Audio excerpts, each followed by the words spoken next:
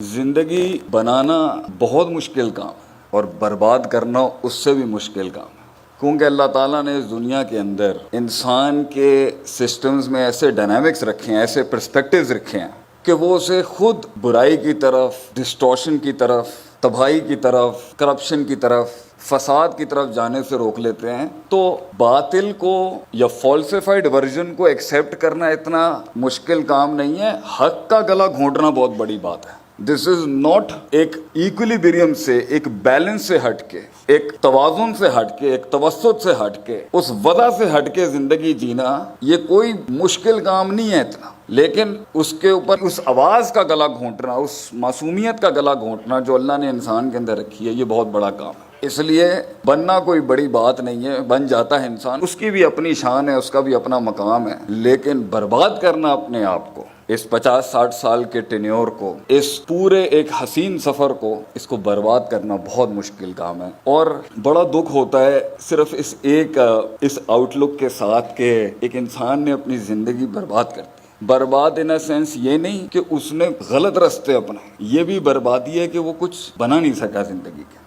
یہ زندگی بھائیوں بننے بنانے کا نام ہے، چڑھنے چڑھانے کا نام ہے، اور ٹوٹ کے بکھر کے، مطلب اپنے آپ کو ایک جواب دینے کا نام ہے، ایک رسپانس کا نام ہے۔ اس لیے تو اللہ کہتا ہے کہ ہم نے زمین و آسمان کو پکڑ کے تھام کے رکھا ہوا ہے، ہم چھوڑ دیں زالتا یہ گر جائے گا۔ پھر اس کے اندر اللہ تعالیٰ نے یہ نظام آپس میں تصادم کا شکار نہ ہو جائے۔ یہاں تو ایک روح دوسری روح کو برداشت نہیں کر سکتی، پوری کائنات نے ایک دوسرے کو دیکھیں کس بیلنس میں سنبھال کے رکھا ہوا ہے۔ تو اس دنیا کے نظاموں کو اس عدل پہ چلانے والے نے اگر اس دنیا میں کوئی لاگ بک بھیجی ہے، how to run man and how to run an institution and how to develop and nurture a thought and an ideology and a نظریہ، تو ڈیفینیٹلی ہم نے بہت بڑا نقصان اٹھایا۔ میں ویسٹرن تھنکرز کے خلاف نہیں ہوں، علم کہیں سے بھی ملے ہم قائل ہیں سیکھنے کے، لیکن دکھ کی بات یہ ہے کہ جب اس جہت سے آپ قرآن حدیث کھولیں گے، مجھے نہیں لگتا ہیومن انسان کے کسی فیسٹ کا کوئی ایسپیکٹ ہوگا، چاہے وہ اس کی روحانیت سے تعلق رکھتا ہو،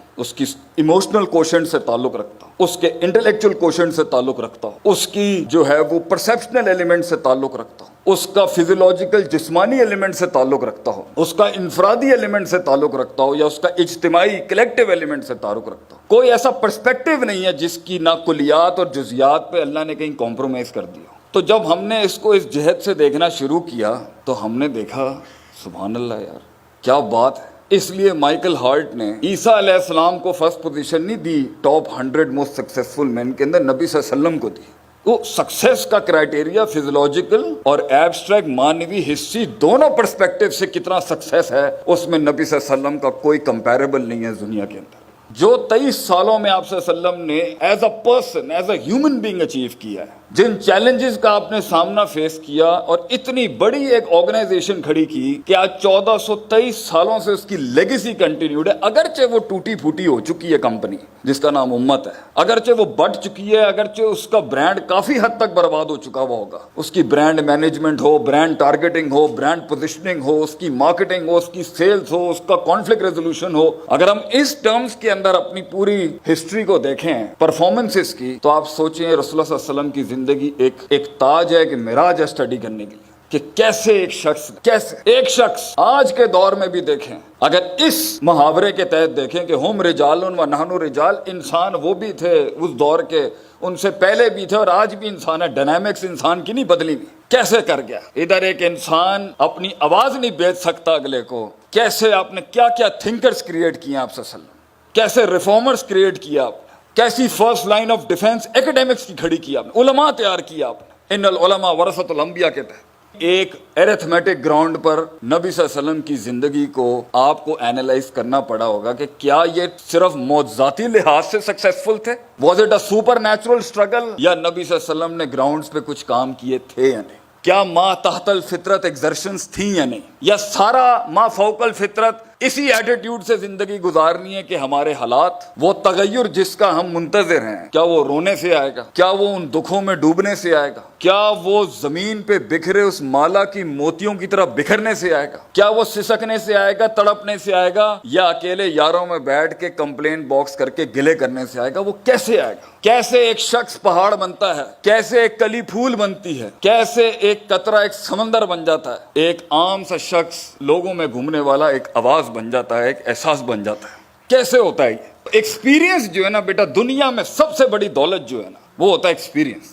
زندگی کے محل بنانے کے لیے، زندگی کی سلطنتیں بنانے کے لیے، اس بیج کو پیڑ بنانے کے لیے، اس کلی کو پھول بنانے کے لیے بھجن کتابی تھریٹکس ہوتی ہیں، مگر پریکٹیکل ایکسپیرینس کے بغیر علم کندن نہیں بن سکتا۔ علم اس معراج تک پہنچ نہیں سکتا، کانٹینٹ کے اندر وہ حسن آ ہی نہیں سکتا، وہ اسٹریٹجک کمانڈ مینجمنٹ آ ہی نہیں سکتی جب تک کہ ایکسپیرینس نہیں ہوگا، اور ایکسپیرینس کیے بغیر نہیں آتا۔ تو my question to the young guns over here is, کتابیں پڑھ کے کیسے فیصلہ کرو گے کہ یہ سولوشن پرووائڈنگ میرے پہ لگتی ہے؟ چاہے وہ کسی ویسٹرن تھنکر کی ہو، یا مڈ ویسٹ کی ہو، یا ایسٹرن تھنکر کی ہو، یا اسلامک تھنکر کی ہو، یا نان اسلامک تھنکر کی ہو، آپ کو کیسے پتا چلے گا کہ یہ فتویٰ میرے پہ اپلائی ہوتا ہے؟ کیونکہ لوگ یونیک ہوتے ہیں، منفرد ہوتے ہیں، ان میں ڈائیورسٹی ہوتی ہے، ان کے ڈائنامکس ڈیفرنٹ ہوتے ہیں، سائیکوپیتھیز ڈیفرنٹ ہوتی ہیں، نفسیات ڈیفرنٹ ہوتی ہیں، اپ برنگنگز ڈیفرنٹ ہوتی ہیں، غم ڈیفرنٹ ہوتا ہے، درد ڈیفرنٹ ہوتا ہے، کلیجہ ڈیفرنٹ ہوتا ہے۔ تو فتویٰ کیسے ایک ہو سکتا ہے؟ ایک لحاظ سے وہ ڈیفینٹ آرٹیکلز میکروز میں تو اپلائی کیے جا سکتے ہیں، لیکن جہاں پر کہانی اسپیسیفک ہوگی وہاں ہی پر تو اجتہاد کے اندر وہ زور لگے گا۔ جہاں کہانی اسپیسیفک ہوگی وہیں سولوشن پرووائڈنگ کے انجن کے اوپر تو پریشر بیٹھنا ہے، وہیں تو آر پی ایم تیز ہوں گے مائنڈ سیٹ کے۔ تو محض کتابیں پڑھنے سے بھائی جان، محض کتابیں پڑھنے سے کچھ نہیں آ سکتا، جلنا پڑتا ہے اس کے۔ اس لیے آپ کبھی اگر آپ نے زندگی سیکھنی ہو نا تو یہ فٹ پاتھ کے سگنلز پہ ان بچوں کے ساتھ بیٹھ کے وقت لگائیں، آپ یہ بتائیں گے زندگی کیا ہوتی ہے، کیونکہ وہ اسٹریٹ سمارٹ ہوتا ہے، وہ روز ہار اور جیت کا سامنا کر رہا ہوتا ہے، وہ روز سروائیول کی جنگ لڑ رہا ہوتا ہے، بقا کی جنگ جو ہوتا ہے وہ لڑ رہا ہوتا ہے، اس کے پاس تھریٹکس نام کی کوئی چیز نہیں ہوتی۔ تو دنیا کی سب سے مہنگی ترین چیز اگر کوئی ہے نا وہ ایکسپیرینس۔ اور اگر کسی بھی محل کے اندر آپ کو کوئی سینئر شخص یہ بات سکھائے، یا آپ کا کوئی کولیگ سکھائے، یا آپ کا کوئی جونیئر سکھائے آپ کو، ایک قوم جنہوں نے دنیا پہ راج کرنا ہوتا ہے وہ ایکسپیرینس، اور میرا پرسنل ورڈ جو میں یوز کرتا ہوں نا وہ لاگ فائلز اکٹھی کرتا ہے۔ آپ کے ارد گرد میں آپ کو استاد نہیں ملے، یہ ہو نہیں سکتا۔ آپ کے ارد گرد میں آپ کو اپنی فیلڈ کا پیر نہ ملے، یہ نہیں ہو سکتا۔ آپ نے تلاش کیا آپ کو ایک رہبر، یہ ہو نہیں سکتا۔ ابھی قیامت نہیں آئی کہ اللہ اس دنیا سے اہل علم اٹھا لے۔ صحیح مسلم کی روایت ہے، قیامت کی بڑی نشانی کیا ہے؟ انتزاع العلم۔ اللہ ایکسپیرینس لوگ اٹھا لے گا سسٹم سے، پار ایکیڈیمکس ایکسلنس اٹھا لے گا سسٹم سے، جورسٹ اٹھا لے گا سسٹم سے، ایگزیجسٹ اٹھا لے گا سسٹم سے، انٹرپریٹرز اٹھا لے گا سسٹم سے۔ جہالت ہی اور جہالت یہی ہوتی ہے کہ پتہ نہیں ہوتا کیا ہے، اور اگر پتہ ہے تو یہ نہیں پتہ اپلائی کہاں کرنا ہے۔ تو experience is what the biggest asset of a nation. Log files.